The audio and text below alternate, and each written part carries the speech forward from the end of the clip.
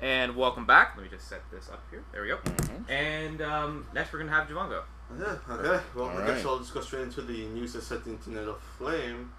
Nickelodeon announced that after the last episode of Legend of Korra, which was, I believe, 7, it will no longer be airing on Nickelodeon channel. The rest of the season, and I guess the rest of next season, will be exclusively put up on the Nickelodeon website and every other pirating website you ever can imagine, where everyone watches it anyway, so whatever. But yeah, Which is why they're taking it down and putting it on the website. Yeah. that news came kind of as a shock to some people. A lot of other people saw it coming. Korra has been getting declining ratings ever since season 2. Mm-hmm. I mean, there's been a couple of spikes, but none of it has been as big as Sorry, I got distracted a second. None of it has been as big as Last Airbender numbers. Right. And I honestly, what I wanted to talk about was like, there's a lot of blaming going on Reddit and the rest of the internet. I kind of wanted to give my 2 cents in the situation. Wait, there's been blaming? No, yeah, of course, there's been blaming. Really? When something happens to a fandom, they don't lash out at everything around them. Right. Isn't that the natural order of things? Maybe you could just kind of say, oh, well, the show was kind of shit, so like... Okay, so I'm going to give my 2 cents in the situation. I'm fucking kidding. One, yes, the time slot is the worst fucking time slot possible for a cartoon. Friday evening? Are you kidding me? Who the hell's watching TV during Friday evening? Old people. Everyone else is out having fun. Especially the older audience Korra is trying to draw. That leads me into the second issue. The creators of Korra have to take some of the blame. They made the conscious effort to, unlike Last Airbender, make this geared towards older teen audiences. I was going to come in and say, take some of the blame, not entirely put the blame on them. I put most of the blame on them, man. But that's just me, because I feel that they fucking fucked the dog large. Yeah, I can understand why Nick did not want to give them the morning time slot. The show was not attracting the people that Nick wanted in that morning time slot. Wait a minute. Okay, now I've seen bits of this show. Yeah. But I've never seen it on Friday. Okay, but here's the thing. Friday is always been known as the time slot of death. You go on a Friday And you die. you die. There is Exactly. no chance in hell, because if you're catering for teen audience, chances are 9 times out of 10 they're not home. Exactly. So I read something that Wednesday evening, or Wednesday right around like 5 to 6 is the best time to put for that audience. yeah. Yeah. Because everyone, it's the middle of the week. No one's doing anything. So they basically, so what you're saying is, they put this on to fail. That's basically when you I look don't at think it. they wanted it to fail, only because they prematurely signed on 2 seasons. Right. The Last Airbender and the rest of Korra was on a season by season basis. Okay. But after the 2nd season, they signed them on for 2 more seasons, which is a first. But on a Friday? on a Friday, I don't know what they were expecting. That's why I said Nickelodeon has to take some of the blame. Friday is stupid. Also, Nick did not push the series as hard as I thought they were going to. There's Right. been barely any advertisement. The show, last season, season 3, was Right. only advertised about 2 weeks before it aired. Right. But I'm pretty sure that's because there was a leak in the Mexican Nicktoons where they accidentally leaked like a bunch of episodes, like the first 6 episodes, Right. due to some sort of like uploading error. Right. So I guess they got undone. But yeah, this is like a smorgasbord of just like mistakes. And like, yeah, and ultimately I feel like the creators have to take most of the blame. Like 55% of the blame is on them. They pushed Nick's hand. They could not get that time slot that they deadly needed. That Saturday morning time slot. If you're in Saturday morning, you're safe. Because kids watch Saturday morning cartoons. But guess what? Korra is not for kids, and they've made that apparent. 2, you alienated your fan base by changing the series too much. And even though this last season is called Change, this is actually the most like Last Airbender in the series has ever been. They have gotten rid of pretty much every technology, like every advance of technology, and they went back to an adventure-style travel the world story, instead of the centralized superhero-esque just staying in one major city thing that they did for the first 2 seasons. And honestly, like last episode kind of really opened my eyes to see like the series.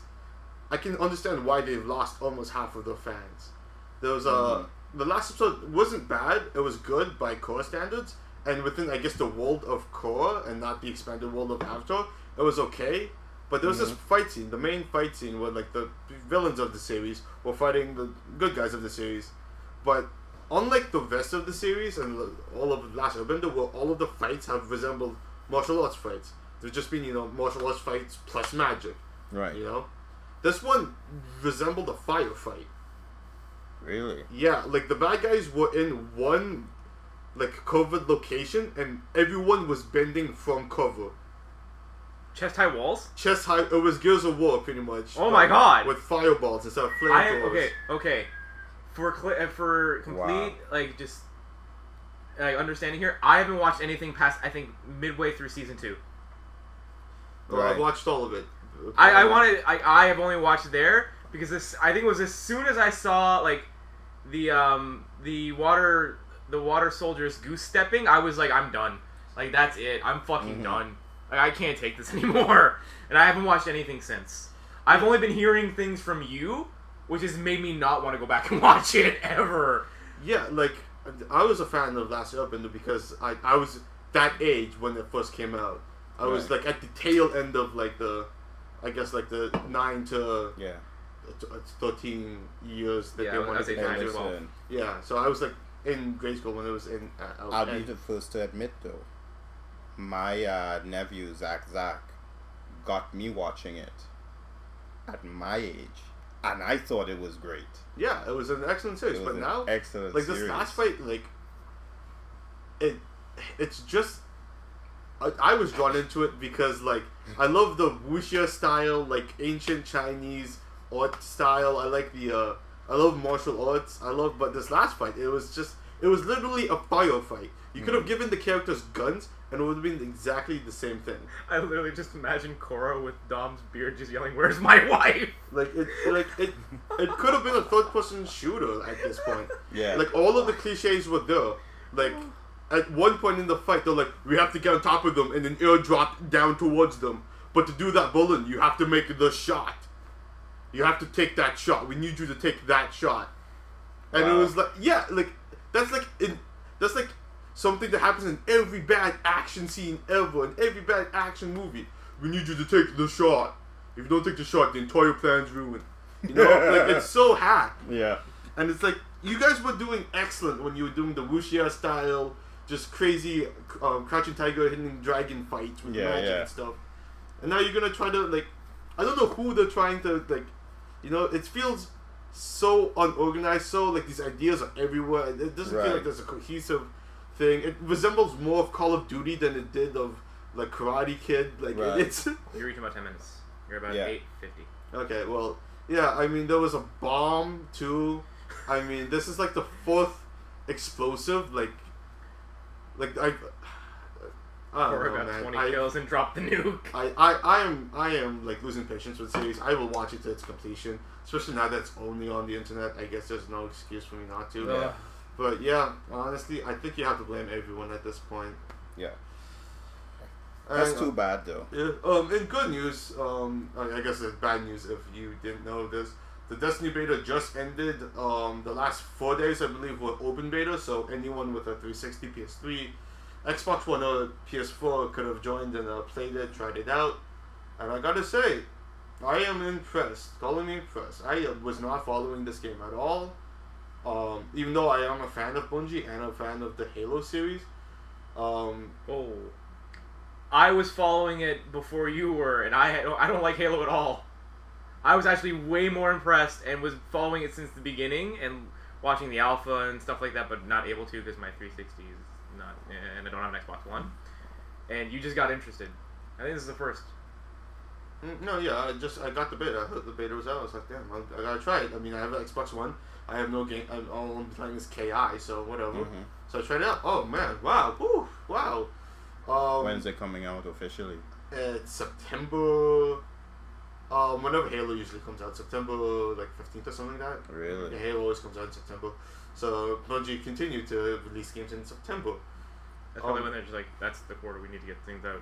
No, it's a really smart date. Because that's like that will be the first good game that comes out during the good game season. Right. Yeah. So, but yeah, I mean, I've heard a lot of people like bash the game because it runs at 30 frames. Mm-hmm. On Seriously, all that's consoles. the only one you've heard? I've heard just, it's Borderlands, and I was like, no, no. No, it's not. Like, Yeah, I was like, I'll explain why it's not, but like, yeah, no, the biggest thing I've heard that I'm actually listening to, I'm not listening to the stupidness. Yeah. Is that it runs at 30 frames, but like Bungie is the king of just like working in 30 frames. All of the Halo games have run at 30 frames, and I don't know, somehow they work the animation or the art style or I don't know how, it just feels smooth. The gameplay is top notch. It still feels like Halo, like it.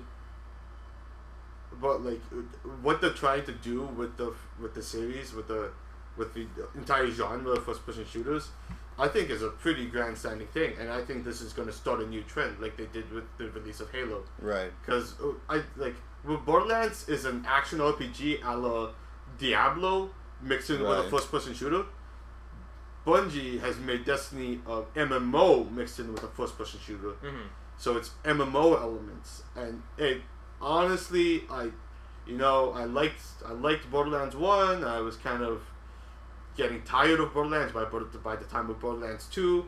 This is not Borderlands. Yeah, no, it is not. Borderlands is all about that fucking just looking for, like, it feels so random. It feels. The writings everywhere, and it's like, oh, here's a joke, here's some guns, half of them are shit, but we'll give you a gun a second to keep you interested. Bungie takes the best parts of an MMO and mashes it together with a first-person shooter. I think what people are saying is like Borderlands is a leveling up system, the numbers fly up when you hit things. I think they're looking at it as a pure appearance level and not actually looking to how it works.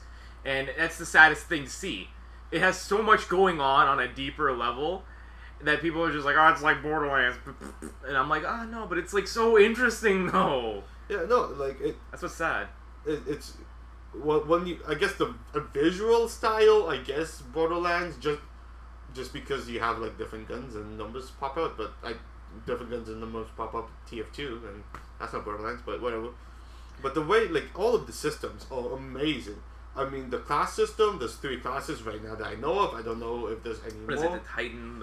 A Titan, Warlock, and Hunter. Mm-hmm. And all 3 classes are unique enough.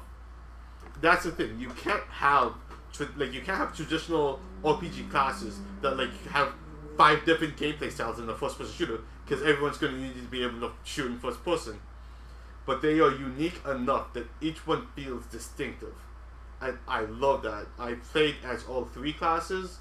I've maxed them all out. I think level 6 was the max during the beta. Yes, it was. And just everything about the game feels nice. The elements of the MMOs is excellent. That being said, it is online. You have to be online if you're playing it. You have to be online. There is no single player mode. Well, for this game, I can understand though. Like, so the entire point is to go with, it's like a it's like an MMO. Like, if you're playing World of Warcraft, you're not gonna play that offline. It's like Guild Wars. You're not gonna play it offline. It is an MMO, and that you mentioned it, the MMO it feels the most like is Guild Wars 2. Yeah. In open areas, like You're at 14, but we can go over. Okay, well, yeah. I'll try to wrap it up. Yeah. I guess. So the way it works is you have a ship, you land on planets. And in the planets, they're just open. Everyone that lands on the planets, I guess there might be a player cap, but everyone that lands on the planets, you're all in the same spot. And then, like Guild Wars, there are random missions or random quests that pop up, and everyone can join in and help out. So there'll be maybe like a drop ship will come, and you have to repel them. Different stuff like that. The story missions are handled a lot like Guild Wars 2, where it's instance based. So, actually, one of the things I was really impressed with in this game was no load times when you're on the planet. So when you enter an instance, you immediately enter an instance. So I guess on other people's screen, you'll just disappear immediately, and you'll be in your own story instance. And I guess you and whoever in your party will come with you. Everyone else gets filtered out. God, I lost track just a second because of that bell. Yeah, sorry. No, sorry. And like the way it felt a little linear in the beta, but I think that's because they only wanted to give you enough of the game to test out how they're gonna handle everyone buying the game and everyone playing it at launch, because you don't want it to be like Diablo 3 and all of a sudden no one can play the goddamn game they just bought, or Grand Theft Auto and it's like, oh, we weren't prepared for 6 million people buying a goddamn game, so we can't play online for fucking. You're purchasing 2 it. days. Yeah, I am buying it. I am a fan of Bungie. You need something to play on your Xbox One. They make excellent first-person shooters, man. I am a huge fan of Halo, and I feel like I'm going to be a huge fan of this game. Yeah, you see, the thing I liked about Destiny though is that like the actual gunplay, like from what I've seen, looks really good and it looks really punchy. It's Halo. Yeah, and that was my favorite thing about Halo. I just never got into it. Right. But looking at like the gunplay is Halo, like it is. The one thing I didn't like about it, I mean, was the PvP, and I think just because I didn't like the game mode and the map. The only PvP you could play was this point capture, and there was a lot of vehicles going on, so it's like whichever team has the most vehicles usually controlled the entire fucking map, because like there was not a lot of ways to destroy vehicles, and Right. you spawned with power weapons, which is like spawning with sniper rifles and shotguns. Yeah, that's. So wait a minute, this is only available for the Xbox? It's available for every console. Every console? Every console. even that one. Even PS3, PS4, Xbox One, Xbox 360. I hear there's a PC release coming out next year. Don't know That's why the next- one I'm I getting. don't know why next year, but whatever. Does that mean I have to purchase this to go online? It is a good game. It is fun. If you're a Halo fan and you're afraid of the aim down sights, honestly, the aim down sights just feels like zooming in with your B or your DM or your pistol. Alright. Mm-hmm. So we're all. I'm excited. You're excited. Yeah. We're all excited. Good job, Bungie. You're not watching. Right on. Yeah. All right. What was the last thing you wanted to talk about? And the last thing I wanted to talk about was the new season of the Ultimate Spider-Man cartoon. The subtitle is Web Warriors because it's a cartoon. Alright. And kids. Wow, this was talk about doing something he definitely did not need to fucking do. These guys surprised the hell out of me. The conceit for this season is that both Spider-Man and Taskmaster are going around collecting young heroes to create, well, on Spider-Man's side it will be the New Warriors, and on Taskmaster's side it's going to be the Thunderbolts. Sorry. Ooh. The characters that have been introduced, I think we're halfway through the series right now. Yeah. The characters that have been introduced, shocking to me, Agent Venom, Flash Thompson, Amadeus Cho, Oh. Incredible Hulk, people. Kazor, Wow. Cloak This- and Dagger, Okay. You didn't tell me Kazar. Holy fuck. The and Savage. their version of the Falcon, who is now a half Falcon monster kid. Oh, really? Yeah. And yeah, wow, I'm surprised. Not only because Amadeus Cho and Flash Thompson and Agent Venom are two of my favorite characters in the Marvel Universe, but wow, ever since Disney got the license, Taskmaster's sword is just a lightsaber. It's using lightsaber effects. Straight from Star Wars. Really? Yeah, exactly, like straight from Star Wars. They didn't even they stole the sound bits. I'm like, wow, Disney. That's what Disney money gets you. What a great character, though. Yeah, and I like it a lot. Like this, the Thunderbolts versus the New Warriors. Like, Yeah. Okay. Literally, when you told me Amadeus Cho's in it, I'm like, I looked at him like, fuck off. No, he isn't. And then you looked at me like, no, he's in it. And I was like, what? Wow. And my first question was kind of selfish. I'm like, what happened to Danny Rand? Yeah. But he's still in it, so that's alright. He comes in most of the Yeah. time. But you know what? Substituting Danny for Amadeus, I'll take it. You know, I love Amadeus. He's fucking great. I will take the bullet for the team. I mean, the old team is still in it. It's just it's not focused on them anymore. So Right. right now, both teams are in the Baxter building, I believe, in their own like secret headquarters. Okay. So, yeah. And this is just about developing new heroes, which just equates to developing the world of this cartoon. I know That's great, Squirrel though. Girl is a character that I think that they're going to be visiting, and Gravity. I saw a picture of Gravity. Oh, really? So yeah, Gravity and Squirrel, like, wow, like why? Well, everybody's a big Yeah, fan of Squirrel Girl. Yeah, that's So- what Squirrel Girl's Yeah. it's the queen of Marvel Because at this she point. can kick Wolverine's ass. The first thing she does in the show is beat the Juggernaut. Oh, really? Yeah.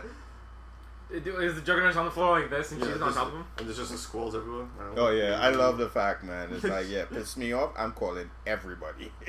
I don't see squirrels just coming. No, I love how like Dr. Doom's just like, no, and then she just Yeah. kicks open the door and that barrier is like, and he's like, no! It's great. Yeah, I'm just happy that this cartoon could have just easily been a commercial for whatever the hell they're pushing. I like the fucking spider cycle, which is still in the show.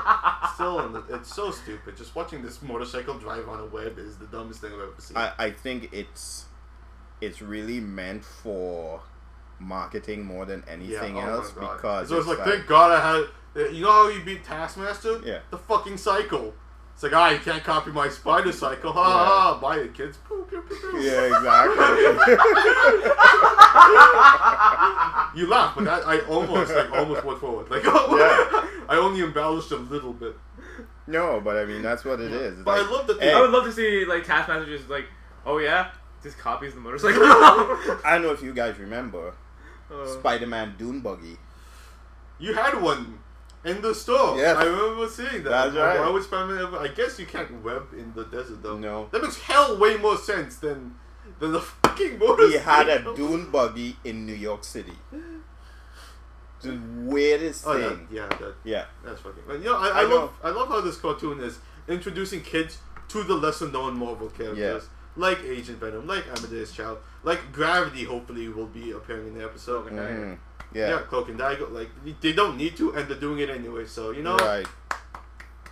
And my recommendations are going to be Destiny and Spider-Man. Like, Yeah. Go watch it so Paul Dini can continue making things. I love that man. He's the greatest. Well, I'll tell you. Paul Dini he's writing something for Marvel now. And I thought that was really interesting. I can't remember what it was now. Well, right now he's the TV executive. Yeah, but they pulled him in to write something for Marvel, and I can't remember what it was. You see Greg Pak's back on a book? What book? Storm. Mm-hmm. Oh, so he's doing Get Me Storm. Yeah, I bought it. Damn Yeah, it. you got I bought it. Yeah. Damn it, Greg. Let me bring it in too? Yeah. Okay. Really Hey, good. listen, man. This is like a crapshoot, man. It's like you take a chance on these books because I didn't take a chance. I looked, it said pack. I'm like, yeah. I just Done. put it into my pile. There was one word I had to see. It was pack. I was like, okay. And put it in the thing and I walked Somebody away. told me that I don't think we'll ever try it, but Cyclops is not that bad. It's Rucka. Look, I tried to read the first issue and I knew nothing that was going on. I was like, I'm gonna, just ruined Cyclops for me. I was going to come to you and be Yeah. like, what's going on with Cyclops? Because I want to read the Rucka series and I don't know what the hell's going on. Yeah. Okay, so we'll end off there. Okay. Good. Stop being X-Men. Yeah. Good job. All right. I'm gonna watch. I'll watch and finish Ultimate Spider-Man before I'll finish Korra. And Yeah. yeah, that's just the truth of it. And we got Sean last, and we'll see you guys on the next video. All right.